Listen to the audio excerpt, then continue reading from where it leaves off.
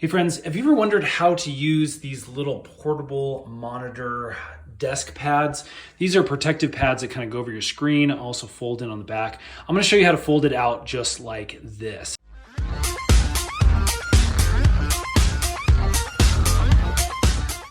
Okay, so most of us are seeing the monitors come in a little magnetic sleeve like this. This acts as your stand, covers both the monitor and acts as a protector as well. So that's great, but it can be a little bit difficult to figure out how to set up.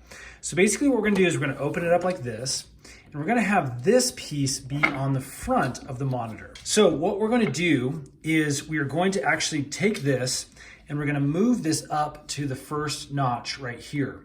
You can actually take this and slide it up just like that, and that will act as a push against this sliding.